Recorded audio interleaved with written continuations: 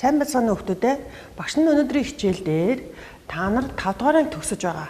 Тийм учраас 5 дугаар анги төгсөхөд нь хэрэгтэйгээд нэгэн жишээ даалгавар боловсруулж ирсэн байнамаа.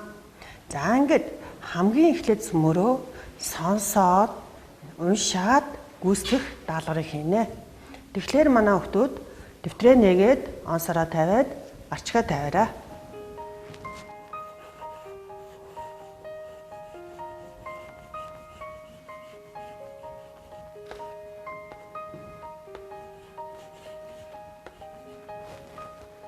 За гарчгаа тавьчих. За одоо багш нь уншиж өгнө. Та нар анхааралтай сайн сонсоороо. За эсвэл багшийнхаа дэлгэцэн дээр гарч байгаа сэдвийг хараад уншаад дараах даалгаврыг гүйцэтгэх юм шүү. За маш анхааралтай сонсоороо. Цэцгийн үр. Нарлаг зууны сайхан өдөр 9-р байрны гадаах талбайд хүүхдээ салхилуулах ээжүүд ач зээгээ харах эмээ өвөө нар хид хидээрээ нийлэн дуу хөгжим сонсож утсаа оролцсон хүүгүүд охид тэгээд бас эм тэнтгүү гүйлдэх том жижиг хүүхдүүд гээд түм төжигнөж бум бужигнаж байв.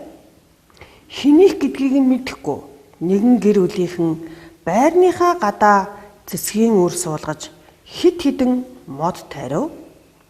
Гэрийн эзэн хүрзээр газар малтаж том савтай ус зөөж харагдана. Гэргийн гялгар уутаар өмцийг нь боосон нарийнхан мөчөр тэгээд бас гой гой ууттай цэцгийн үрийг нямбаалан суулгаж 7-8 настай хүн ээж авдаа туслана.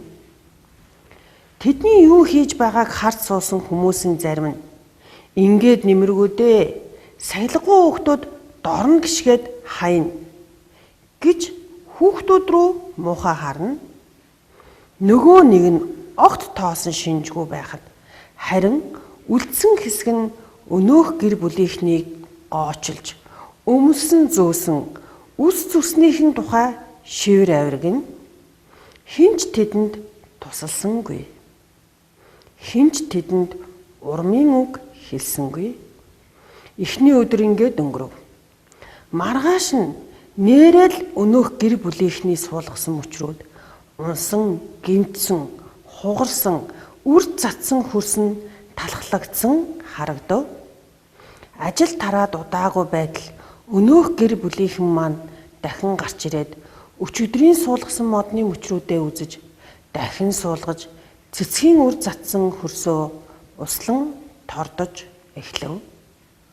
Өчтөр тэднийг үгүйсгэж байсан хүмүүс өнөөдөр тэднийг шоолох янзтай мушилдсан. Дахиад нэг өдөр өнгөрөв. Өмнөх 2 өдрийн үйл явдал давтагдахад харж суусан хүмүүс харин өнөөх гэр бүлийн өмнөөс харамсан халаглаж өрөвдөж хөөрхийлв. Гэсэн ч тэд огт шантрахгүйгээр модоо усалж цэцгийн үр суулгасан хөрсөө хамгаална. Дахиад нэг өдөр өнгөрөхөд гэрийн эзэгтэй бүр олон мөчөр авчирсан байв. Хинч хүрчлээгүй байхад хүүхдүүд тэдэнд тусалж эхлэв. Дараагийн өдөр болоход хүмүүсийн ихэнх нь тэдэнтэй хамтрав. Ийхүү 7 хоног өнгөрөхөд нөгөө гэр бүлийнхний тарьсан мод цэцгийн үртэй хөрсийг хинч сэндийлхээ болов. 10 хоногийн дараа гэхэд энэ хавийнхан бүгд өнөөх моддыг үр суулгасан хөрсийг хамгаалдаг болсон байв. Харин сарын дараа тэр байрны гадаах бүх хүн нахайлан ургасан мөчрүүдийг соёолж эхэлсэн цэцгийн үрийг харан инээж хөөрч өөртөө тарьсан мэт баярлан догдолж бие биенээсээ өрсөн усалж тордон ойр орчмынх нь хогийг түүдэг болсон юм. Нэгэн гэр бүлийн тууштай, төвчээртэй, уужуу тайван, ухаалаг зөв хандлага ийхүү олон хүнийг өөрчилсөн. Энэ байрны гадаа итгэл найдвар, эв нэгдэл, эрүүл саруул сэтгэл сэтгэлгээ, модоттой цуг цэцэстэй цуг ургаж эхэллээ. Хүмүүс ярвайж биш, инээмсэглэн алхах нь анзаарагдана. Одоо 9-р байрны гадаах орчин маш сайхан болсон. Байшингийн гадаа мод ургаж цэцэг дэлгэрлээ. Хүмүүсийн сэтгэл ухаанд ч бас ийм сайхан цэцгэс урган төлжиж эхлэв. Гадаад ертөнц өөрчлөгдөхөд түүнийг дагаад дотоод ертөнц бас хувьсдаг юм байна. За багш нь Дэн Нарантой гэдэг хүний энэ зохиолыг авсан байна. За манай хүмүүс уншиж гүйцсэн баг. За ингээд зохиолоо сонссон даалгавраа хийж гүйцэтгэе. За эхний даалгавар нь юу гэсэн бэ? Манайхаа хараарай. Эхний даалгавар 1. Шивэр авир гэсэн үгийн утгад тохирох хэсгийг сонгоно гэж. За тэгэхээр манай хүүхдүүд энэ ажлаа эхлээд 1-р даалгавар гэдэг. За бүтэн бүгдийг бичих шаардлагагүй. Зөвхөн чи зөв гэж бодсон даалгавраа л нөхөд яваарай. За ингэх юм бол чамд илүү хурдан бүгдийг бичгүйгээр цаг хэмнэ. За шивэр авир гэсэн үгийн утгад тохирох хэсэг нь юу вэ? А. Сэм алхах. Б. Сэм явах. С. Сэм хилэлцэх. Д. Олон хүн ярилцах гэсэн байна. За чи юу гэж бодож байна? Алийг гэж бодож байна. За түүнийгээ тэр хариултаа тавиарай. За хийсэн баг. За багш нь 2 дахь даалгаврыг хэлье. Бие оторлох. Бие оторлох гэсэн хэл зүгийн утгад тохирох хэсгийг сонгоно. Бие оторлох гэсэн хэл зүгийн утгад тохирох хэсгийг сонгоно. За А. Ажилсаг. Б. Залхуурах. С. Бие хураах. Д. Эвт шаазга бугаарна. За энэ 4 хариултын аль нь гэдгийг сонгоорой.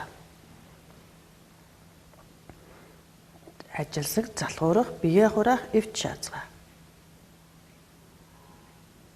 За бичсэн байх. За дараагийн даалгавар. Сонсороо. 7-оос 8 настай хүн ээж аавдаа туслана. Тодруулсан үгийн ойролцоо утгыг олж сонгоно гэсэн байна. 7-оос 8 настай хүн ээж аавдаа туслана. Энэ тодруулсан үгийн ойролцоо утгыг олж сонгоно. За Аад нь дэмжих, хамтрах, химжих. Б. Дэмжих, хамжих, хамтрах. С. Туслах, ургах, дэмжих. Д. Хамжих, химжих, хамтрах. За чи аль хариултанд зөв гэж бодож байна? Тэр хариултаа зөвхөн бичээрэй.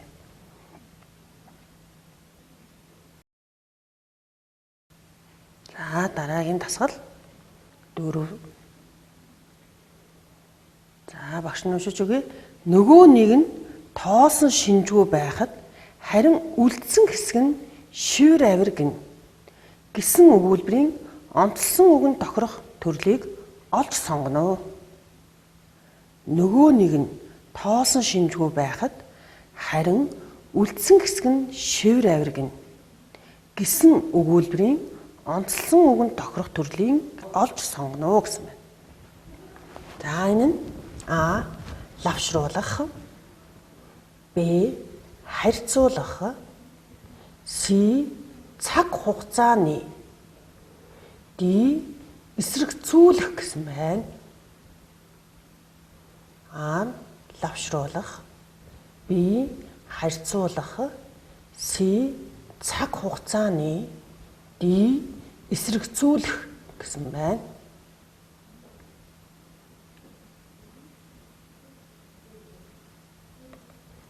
За 5 дахь даалгавар сайн анхаараарай. байрны хүмүүсийн хийсэн үйлийг цаг хугацаагаар нь зөв дараалуулсан хэсгийг олоорой гэсэн байна. За багш нь уншиж өгье. 1. Дараагийн өдөр болоход хүмүүсийн ихэнх нь тэдэнтэй хамтрав. 2. Өмнөх 2 өдрийн үйл явдал давтагдахад харц суусан хүмүүс өнөөх гэр бүлийн өмнөөс харамсан халаглаж өрөвдөж хөөрхийлөв. 3. Одоо 9-р байрны гадаах орчин маш сайхан болсон. 4. Өөртөө тарьсан мэт баярлан догдолж бие биенээсээ өрсөн усалж тордон ойр орчмынх нь хогийг түүдэг болсон юм. За энэ 4 өгүүлбэрийг яах юм бэ? Зөв дараалалд оруулах юм байна, тийм ээ? Цаг хугацааны хувьд аль нь ихэндээ байна, аль нь дундаа, аль нь төгсгөлтэй вэ гэдгийг зөв дараалалд оруулах юм байна. За хариултаа хараарай. А. За 1, 3, 2, 4 гэж дугаараар нь өгүүлбэрээр дараалуулсан байна. Б. 2, 3, 4, 1 гэж дараалуулсан байна. С. 2, 1, 4, 3 гэж дараалуулсан байна. Д. 3, 2, 4, 1 гэж дараалуулсан байна. За чи аль нь гэж бодож байна? Зөв хариултаа тэмдэглээрэй. За 6 дахь даалгавар. Маргааш ажилд харсны дараа танил гэр бүлийнхэн юу хийсэн бэ? Маргааш ажилд харсны дараа танил гэр бүлийнхэн юу хийсэн бэ? Бүр олон модны мөчөр авчирсан. Б. Мөчрүүдээ суулгаж хөрсөө услан торцсон. С. Үр суулгасан хөрсийг хамгаалдаг болсон. Д. Цэцгийн үрийг харж баярлан догдолсон. За маргааш нь юу хийсэн бэ? Түүний зөв хариултыг сонгоно.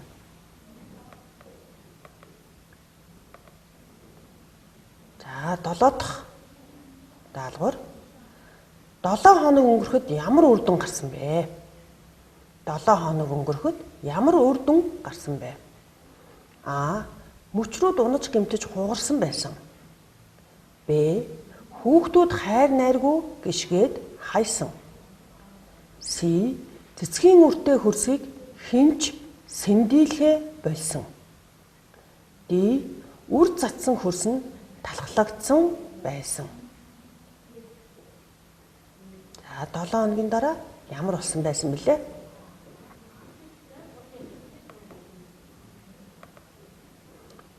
За 8 дахь даалгавар. Яагаад, ямар учраас гэсэн асуухыг ашиглан байрны хүмүүс баярлах болсон шалтгааныг илрүүлэх нэг асуулт зохиогоорой. Эсвэл яагаад гэж эхэлж болно, эсвэл ямар учраас гэж эхэлж болно. 9. Цэцгийн үр суулгаж буй гэр бүлийнхнийг хараад байрны гадаах хүмүүс ямар байдалтай байсныг тоочин бичнэ.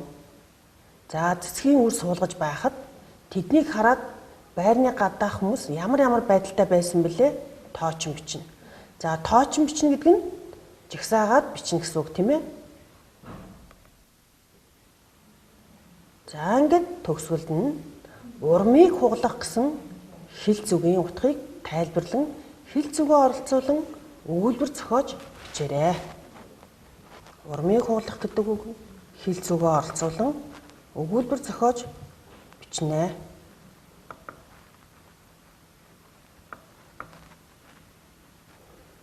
За одоо цөмөрөө самбарт хамтдаа ажиллаад байна. За 1-р ажлаас эхлэсэн цөмөрөө. За сэм шивнэг хилэлцэх гэдэг нь ямар үг гэж бодож байна? Сэм шивнэн хэрэлцэх. Шивэр авир байх боломжтой юу? Юу гэж бодож байна? За та нар ихтэй багшийн хариулт таарч байна уу? Багш нь С хариулт буюу сэм шивнэн хилэлцэх гэдгийг сонгосон байна. Сэм шивнэн хилэлцэх. За та нар ихтэй таарч байна уу? За сэм шивнэн гэдэг нь тухайн хүнд сонсогдохоор чанга хэлээгүй, тийм үү? Сэмхэн цаагаараа хэлж байсан. Тэр гэр бүлийг яасан бэлээ?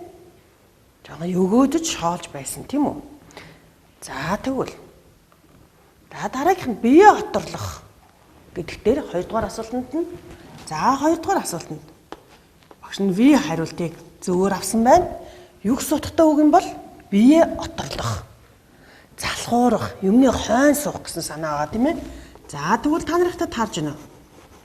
За таарж байгаа гэж магадгүй багш. Манай хүмүүс цаавч. За 3 дахь даалгавар нь юу вэ?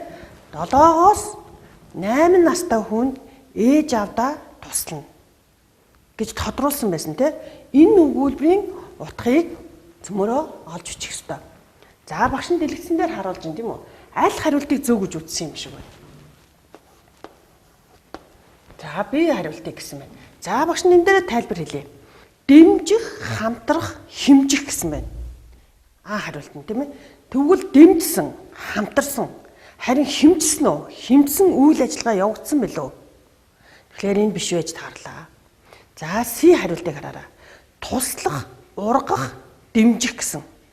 Гэтэл 7-оос 8 настай хүүхдтэй тусалсан үнэн дэмжсэн үү? Дэмжсэн, харин ургуулсан билүү? За биш юм байна тийм ээ. За D хариултыг харъя. Хамжих, хэмжих, хамтрах гэсэн.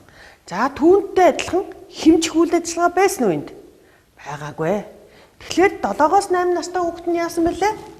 Дэмжих, мөн хамтрах, хамжиж хийсэн тийм ээ? Хамжиж. Ээж авдаа туслан хамжиж хийсэн. За энэ хариултыг манай хүүхэд зөвөр авсан баг. За 4-р асуулт нь юу байсан бэлээ? Нөгөө нэг нь тоосон шинжгүй байхад харин үлдсэн хэсэг нь шивэр авиргна гэсэн. За энэ лавшруулах мөн үү? Цаг хугацааны хариулт мөн үү? Харьцуулсан уу? Эсрэгцүүлсэн үү? За аль хариултыг зөв гэж авсан бэ та нар? За багш нь тэгвэл би V хариултыг зөвөр авсан гэж утсан. Яагаад харьцуулсан гэж утсан бэ? Нөгөө нэг нь тоосон шинжгүй байх нэг хэсэг хүмүүс байсан тийм ээ? Харин за холбож энэ хоёр өгүүлбэрээ үлдсэн хэсэг нь шивэр авиргна. Бас нэг хэсэг хүмүүс ахна. Тэгэхээр энэ хоёр хэсэг хүмүүсийг хооронд нь яасан байна? Харьцуулсан байна гэсэн үг тийм үү? За тэгэхээр багш нь B хариулт буюу харьцуулсан гэдэг хариултыг авсан байна. За дараагийнх нь өгүүлбэрийг харъя цөмөрөө. За зөв байрлалд оруулсан байна тийм ээ. Энэ бол жинхэнэ цэвэр цаг хугацааны асуудал байсан тийм ээ. За багш нь энэ дээр C хариулт гэж үзсэн байна. Эхлээд 2 дахь өгүүлбэр эхэнд нь байгаа гэж үзсэн байна. За яагаад гэсэн мэхээр өмнөх 2 өдрийн үйл явдал давтагдахад харж суусан хүмүүс өнөөх гэр бүлийн өмнөөс харамсан халагдаж өрөвдөж хөөрхийлөө гэсэн байсан. Яагаад гэвэл эхний 2 л өдөр өнгөрөөд байсан гэсэн үг тийм ээ. За үүний дараа нь за нэг дахь өгүүлбэрийн эхэнднээс дараагийн өдөр гэж ихэлсэн ба. Дараагийн өдөр болоход хүмүүсийн ихэнх нь тэдэнтэй яасан? Хамтарсан. За үүний дараа 4 дахь өгүүлбэрийг гэж бодож байна багш нь. Яагаад гэвэл өөртөө тарьсан мэт баярлан догдолж байсан. Үүний дараа төгсгөлд нь юу байх нь вэ? 3 дахь өгүүлбэр буюу одоо 9 дугаар байрны гадаа орчин маш сайхан болсон гэсэн юм. Ингээд эхний өгүүлбэр дараагийн өгүүлбэр ийм дараалтаа байна гэж багш нь бодож байна. За та нартай таарч байна уу? Та нарын хэл сайн тасгал. За ингээд 6 дугаар дасгал руу оръё. Маргааш ажил таарсны дараа танил гэр бүлийнхэн юу хийсэн бэ гэж асуусан байсан. Маргааш ажил таарсны дараа танил гэр бүлийнхэн юу хийсэн бэ гэсэн. За аад нь бүр олон модны мөчөр авчирсан. Магадгүй та нар А хариултыг тавьсан байж магадгүй. За дахиад цааш нь бэд мөчрүүдээ суулгаж хөрсөө услан торцсон. Маргааш нь хийсэн байна тий. За эсвэл Сид нь үр суулгасан хөрсийг хамгаалдаг болсон. Мөн болов. Дид нь цэцгийн үрийг харж баярлан догтлсон. За мэдээж биш. Мэдээж биш гэдэг нь D гэн тий. За ингээд бид нар ямар нэгэн хариулт мэдээж бишээ эхлээд авчдаг, хасчдаг. За тэр доороо маргааш нь цэцгийн үрийг харж баярлаагүй. За D биш юм байна. За C ээж маад үр суулгасан хөрсийг үгүй ээ. Маргааш нь шууд хамгаалаадаггүй тийм ээ. Маргааш нь сэндэлсэн байсан учраас дахиад л хийж эхэлсэн. За V ээж магадгүй B мөчрүүдээ суулгаж хөрсөө услан торцсон. Мөн үү? За багш нь B хариултыг гэж үзэж байна. Яагад гэвэл маргааш нь синжижсэн байсан учраас дахиад мөчрүүдээ суулгаад хөрсөө усланд орцсон. Магадгүй зарим хүүхдүүд аа гэж хэлсэн байж магадгүй. Яагаад гэвэл байж магадгүй. Бүр олон модны мөчр авчирсан уу? За ингээд зохиолоо уншигдсан дараагийнх нь гарч ийн. За багшийн хувьд бол би хариулт зөвөө гэж үзлээ. Яагаад гэвэл маргааш нь тэр дороо гэсэн учраас. За ингээд зохиол дээрээс дахиад гарна. Маргааш нь нэрэл өнөөх гэр бүлийнхний суулгасан мөчрүүд унсан, гимтсэн, хугарсан, үр цацсан хөрсөн талхлагдсан харагдав. Ажил тараад удаагүй байтал өнөөх гэр бүлийнхэн маань дахин гарч ирээд өчигдрийн суулгасан модны мөчрүүдээ үзэж дахин суулгаж цэцгийн үр цацсан хөрсөө услан тордож эхлэв. За тэгэхээр багшийнх нь би хариулт ямар ах нь? Зөв байсан байх нэ. За мөн энэ 6 дугаар дасгал дээр багш нэг тайлбар өгье. Жишээлх юм бол маргааш нь гэсэн байна. За энэ цаг хугацааны зүйл харагдаж байна тийм ээ. Маргааш нь өчигдөр дахиад өмнөх 2 өдөр гэсэн байна. Тэгэхээр маргааш нь өчигдөр тэгэхээр 2 өдөр өнгөрсөн байх нь. Дараа нь яасан байна? Дахиад нэг гэхээр 3 өдөр өнгөрсөн байна. За дахиад нэг гэхээр 3 дахь өдөр дээр олон мөчр авсан байх нь. 3 дахь өдөр дээр олон мөчр авсан учраас түрүүчийн хариултыг зөв гэсэн хүүхдүүд анхаарах нь байна тийм ээ. Алдаа нэндээ байсан байна. За дараагийн өдөр гэхээр бүр 4 дахь өдөр болоо явлаа тийм үү? Ингэж явсаар энхүү 7 хоног гэж байна. За 7 хоног өнгөрсөн байна. Ингээд 10 хоногийн дараа гэхэд бүгд модтой хайрладаг болсон тийм үү? Харин сарын дараа гэхэд мод цэцэс ургаж эхэлсэн. За энэхүү ихтер маань маргааш өчигдөр дахиад өмнөх 2 дахиад нэг дараагийн өдөр энэхүү 7 хоног 10 хоногийн дараа харин сарын дараа гэсэн цаг хугацааг заасан нэрүүд орсон байх нэ. За ингээд 7 дугаар дасгалдаа оръё. 7 хоног өнгөрөхөд ямар үр дүн гарлаа? Ийхүү 7 хоног өнгөрөхөд нөгөө гэр бүлийнхний тарьсан мод цэцгийн үртэй хөрсийг хинт сэмжлэхээ ойлов. Тэгэхээр 7 дугаар даалгавар нь юу ах нь? Си хариулт ах нь тий? Хинч сэмдийлэхээ болсон. Цэцгийн үртэй хөрсийг хинч сэмдийлэхээ болсон. За энэ эхний зохиолоо харахад гарч ирж байгаа. За 8-д нь яагаад ямар учраас гэсэн асуух үг ашиглан байрны хүмүүс баярлах болсон шалтгааныг илрүүлэх нэг асуулт зохиогоорой гэсэн байсан. За тэгвэл багш нь ийм асуулт зохиосон юм. Яагаад тэднийг хүмүүс шоолж инээлдэж байв? За багш нь ийм асуух өгүүлбэр зохиосон. Та нар ямар өгүүлбэр зохиосон бэ? 8-д нь бол бид нар асуух өгүүлбэр зохиосон байгаа. Асуух өгүүлбэрийн төгсөлд асуултын тэмдэг тавьдаг. За тэгвэл дараа нь 9 дэх ажлыг багш нь тавь. Яагаад гэвэл тойцсон үг бичих хэрэгтэй байсан тийм ээ. За цэцгийн үр суулгаж буй гэр бүлийнхнийг хараад байрны гадаах хүмүүс ямар байдалтай байсныг тооч бичсэн. За багш нь эхлээд яасан бэ? Нэг гайхсан маягтай байсан байгаа ч магадгүй тийм ээ. За мөн гайхсан байсан. За мөн шоолсон байсан тийм ээ. Шоолох тийм маягтай байсан. За зарим нь туслах юмсан гэж бодсон боловч нэрлэхэд яах вэ? Туслахгүй байсан байх. Өөр ямарч байсан. Гүйлдсэн ч юм уу, тоглосон тий? Ийм байдалтай хүмүүс бас байсан түүнд. За өөр ямар байдалтай хүн байсан лээ? Огт анзаарахгүй хүмүүс бас байсан. Байрны гадаах хүмүүсийн байгаа байдал бол иймэрхүү байдал. За үүнийг 9-р ажлыг тоочин бичих гэж хэлээд байгаа тийм ээ. Ингэж тоочин бичсэн байх.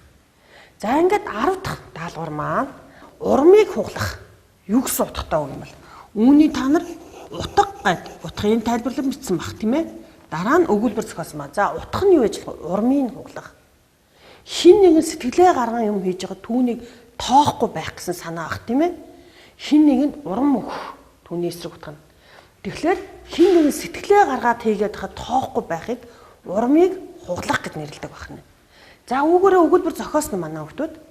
За багш нь зохиосон байх гэж бодож байна тий. Урмыг хуглах гэдэг. Өнөөдрийн хичээлийн 10 дасгал даалгаврыг цөмөрөө хамтран хийлээ. За багш нь гэрийн даалгавар дараах даалгаврыг өгсөн байна.